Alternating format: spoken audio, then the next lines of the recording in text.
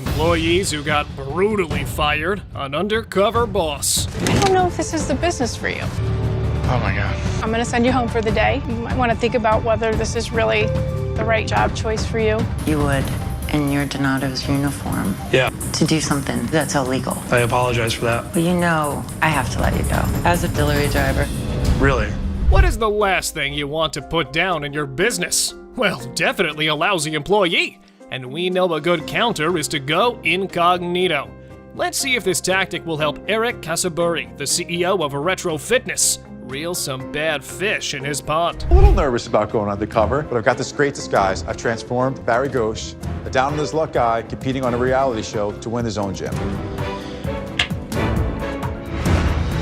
So, our no-good employee in this part is front desk diva Jacqueline, who looks down on every breathing thing. No, we're not exaggerating. The woman was jacking all the people around her, from members to fellow employees, including her own CEO. A nice girl and nice smile, and you think, hey, all is right in the world. And then she opens her mouth and she's like, you know, the bats from hell start flying out. They're literally stupid. They don't know anything. They don't know how to use a machine, so they're over here looking like they're doing the machine. Yeesh, stop dishing yourself like that on camera. This is gonna come back to bite you. She just couldn't hold her tongue for once. Even worse, Jacqueline went on with destroying the company's valuable ingredients and told the newbie to do the same.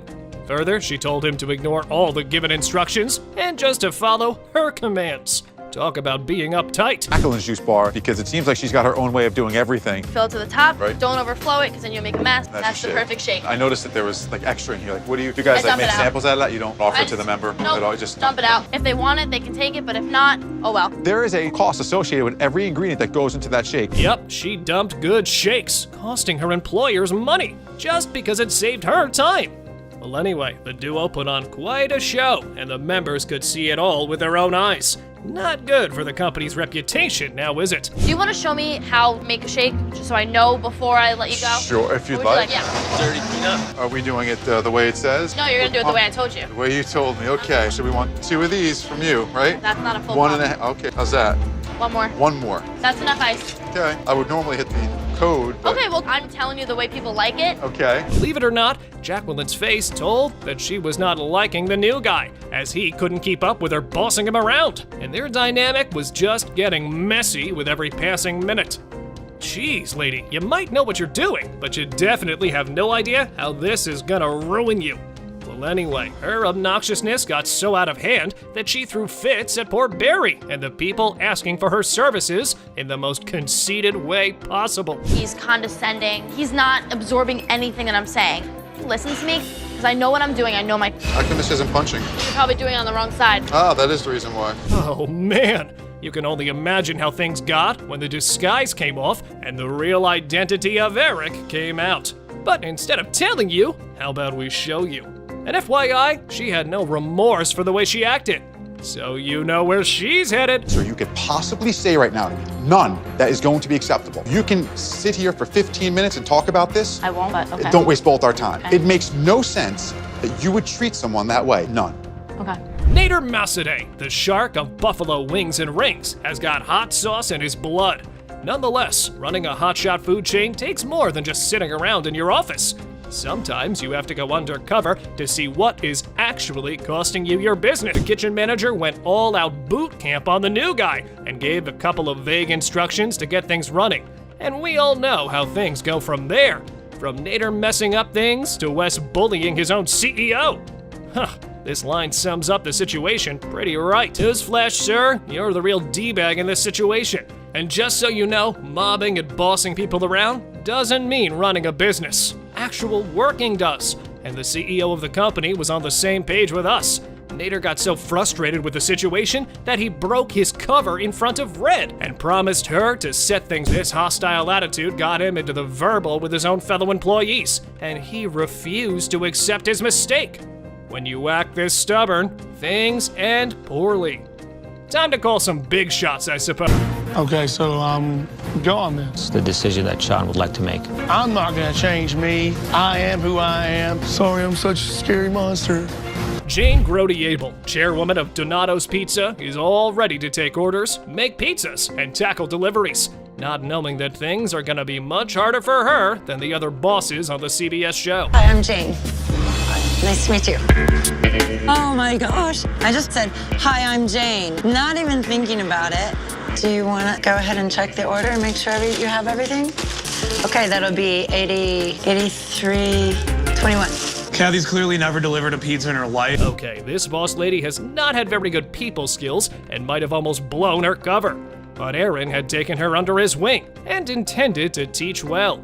The delivery guys and everyone were charmed, including his boss. He really had it going with the customers and took his services more seriously than any guy I've seen in my life. Appreciate it, Mark. All right, you have a good one. Thanks. I love that Aaron had a really great customer service balance with speed. And I still don't think he suspects a thing about who I really am. Fortunately, we had no clue that he was with the owner of his food joint, which went in the favor of the boss lady.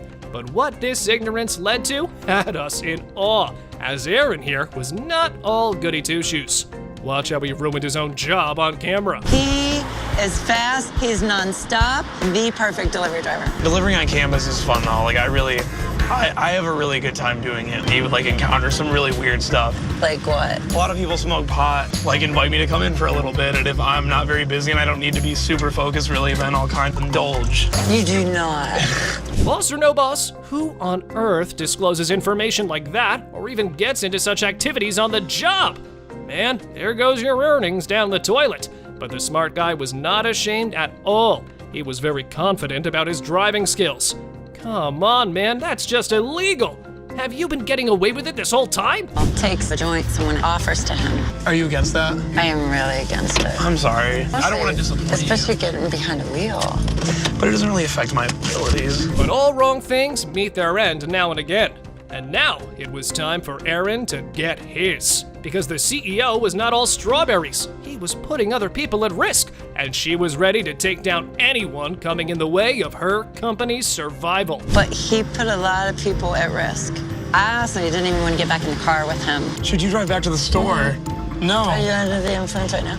No. Jeez, what do you think? I was just smoking in the store and then I just went out on the road?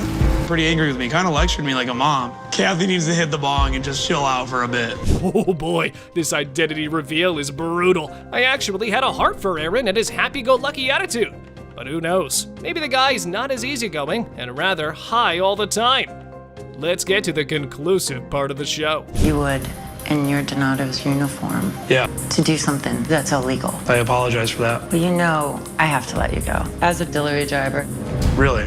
What is the last thing you should do if you want to keep your job? We rant about our bosses, but not everyone is that smart, right? Some might babble their inside out on reality TV, thinking they can get away with it. Well, the same thing happened with one of Boston Market's employees when Chief Brand Officer Sarah Bidorf went undercover to see what was really going on at her restaurants. They get down to the issues working alongside of. And if you see anything that needs to be fixed right away, make sure we get it done. The CEO is putting a lot of faith in me for this assignment, and I have to get it right. Well, the star of this episode is Ronnie, a youthful and spiteful employee who worked at the company's outpost in Duluth. The guy started by making quite an expression with his big mouth right from the start. Welcome to Boston Market. This is how everything unfolds. Standard procedure is to greet the customer as they walk in and say, hello, welcome to Boston Market, blah, blah, blah, whatever. Because we have to make customers, on a pedestal. We can go walk around the lobby and we'll introduce you to Neil. This is the store's general manager. Oh, hi, Neil. Welcome to our team. If you need anything, let me know. Okay, thanks. This is the lobby. It does get busy, but it's generally just people taking too long to eat. Okay. But Sarah's face screamed uncomfortably, but male Kim Kardashian was not getting the signals, as he kept his quirky demeanor and walked around the place as if he owned it. customers like, hey, would you like to sample our loaded mashed potatoes? It shouldn't be a question. You should be forcing it down their throat, because that is what corporate has told us to do. We don't ask questions. We just work like robots. When putting pecan pie into the thing, it has to look like that at all times. Otherwise, we get in trouble because Boston Market, again, ridiculous standards. Slow down a bit, man. Apparently, he hates everything about his job. The only thing he was a fan of was acting like a petty teenage girl and bossing people around. Customers always have something picky about a sandwich to do. My least favorite part is the customer always has to be right. I absolutely hate that. We have some mundane activities that we need to get done, and I hate doing them, so I'm basically gonna make you do them. I am a little bit of a diva. Everyone always has something to say about me. Someone is always hating on me. He had his boss doing the dirty work. I mean, taking out trash while he smoked. This acting was one of the breaking points for the woman, who was treating him like a young man still trying life. But this scene changed her perspective, and she realized what she was actually dealing with. Amused by him. The jokes about Kim Kardashian, those are all kind of charming until they, sort of piled on top of each other. These are our new napkin dispensers. Customers will literally sit here and take about 500 napkins and then just throw them all over the floor. They didn't actually need them. Customers do not care what it's like. Like, you could be 1,000 customers over there and they'll... After acting, the guy came back to teach Biddorf some more work. And while doing it, he made some negative comments about the customers he'd been serving. Yeesh, major red flags. Nonetheless, things were not going to get any better from here. It's about customers, which sends up an immediate red flag. Children and old people are literally the worst I've ever seen in my entire life because none of them know what they want and they're like literally can't talk. You just kind of have to deal with it. Our guests are our bread and butter. They pay our check. They keep our businesses open. They pay his paycheck. So she's going to be here dealing with her children and we just have to wait. I don't know how hard it is to read a menu, but... Ronnie then went to the length of dropping the hate word a couple of times while talking about the customers. And this really ticked the brand officer off, as he was the face of the company. So she did something that was not planned for on this trip. Ronnie, I wanted to reintroduce myself to you. I'm not actually Rachel. My name is Sarah Biddorf, and I'm the Chief Brand Officer of Boston Market. No. And you're on Undercover Boss. So there is no restaurant competition show? There is no restaurant competition show. Oh my God, really? Yes, I did get you. I got you saying a bunch of things about our... I did. That are really not very nice. I'm angry and I'm heartbroken. There was only one solution to this situation. You guessed it right, send this diva packing. The odd part is that he totally denied the action and acted like he had no idea of why he was being sent home. But Sarah talked to the manager of the restaurant and made sure he knew that Ronnie had gone under his nose. Several times, actually, about hating customers. He what? We actually use the words, I hate our customers. Surprise. Oh, no, I'm no, sure you understand we can't have that. So we're going to need to terminate his employment. It makes me, it really upsets me. Yep, upsets me too. Upsets me too. We got to do what we got to do. I hate to see him go, but This CEO's company is kind of a crazy one, since this is not your typical brand or All visionaries who came before him, the owner of Bikinis is not content to rest on those laurels, so he bought a town in Texas and renamed it Bikinis. That was quite a brutal firing. CEO Harlan Kent is going undercover as Dan Johnson, and is ready to try and understand his business better. My coworkers will be told that I'm a contestant on a reality TV show called Second Chances, where I'm given a second chance at starting a new line of work. Kent's first job is at their South Deerfield branch. Just check out how cool this is. This is the most important store in terms of setting the tone for the Yankee Candle brand. Kent already has an idea of what he wants to see. Is there a real focus on customer service? Are people having fun and are they feeling good? Because when people are feeling good, then they buy stuff. Kent is paired up with Blaze, one of the young sales associates. We're going to be training with you today? Yes. Cool. We're going to do a few different things. We're going to do wax hands, which is just make a cast of your hand out of wax. It's definitely popular. Right off the bat, Blaze doesn't seem too thrilled to be working here, and Kent is slowly catching on to the fact. Guest comes up, you have the chart. Yep. And the instructions to make a rainbow. Over here, the biggest pain is just, kids are going to get messy. The first customer approaches, and of course, it's a kid. Blaze and Kent handle the customer well, while making the kid feel comfortable. Done this before? Yeah. You have? Professional? Here? Nice. Okay. Oh, is that a Christmas tree? Oh, that's so pretty. Nice. Kent is happy with that interaction, but this is when Blaze turns around and says that he believes otherwise. Okay. Is that it? Great. Thank you very Thank much. you. Have a great day. These people were incredibly nice. They're not all going to be like that. Blaze even goes as far as reenacting what he thinks happens when kids are involved in such an activity. Oh my God. They're going to do whatever they want. Well, let's go. Blaze is on fire. He's so riled up by this one little thing that you won't believe what he says next. Well, no. You definitely just dropped that in there because And there has been instances where you're going to want to strangle and slap the kid. He said, what? Blaze then reveals to Kent that he is indeed a hot-headed person and isn't the most patient either. Completely honest with you, I have the worst temper. Kent is concerned for Blaze since he has such awful thoughts. As much as you hate whoever you're working with. He's angry about some things. I'm not sure what exactly it is that's making him angry, but that's not great for all the rest of the team. Blaze doesn't stop there. He continues to say things like, They'll dip it 1,000,000 times, leave you a mess like this. As bad as this comes across, sometimes I feel like punching an 8-year-old. Kent is like a child and enjoys everything happening at the place, but Blaze isn't too thrilled to be there. Because it comes out of color. It's the Hulk. Absolutely. So cool. It's a weird situation to throw yourself into, throwing people's hands in. At the time of a reveal, Blaze has only come to realize that he's jeopardized his job. Blaze, imagine meeting you here. So I was curious to catch up with you. As you can imagine, Kent then has a talk with Blaze before deciding not to fire him despite all that. Blaze, using inappropriate language, especially in a place where you're trying to create a great atmosphere, that's just the wrong time. Good boss, bad employee. Blaze is lucky to have gotten that second chance. The next boss on this list is one of the first to travel all the way to Mexico undercover. Being the first boss to travel to foreign soil. I get you wet?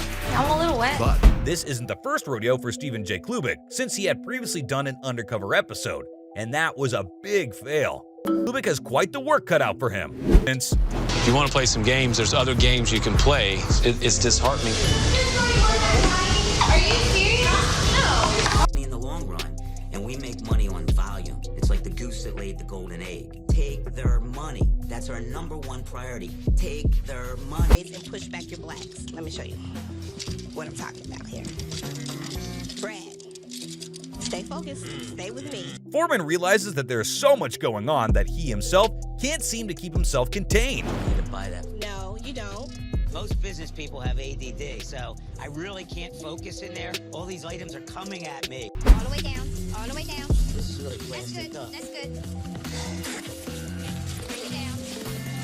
Foreman fumbles the job, and Elizabeth is shocked to see such a performance.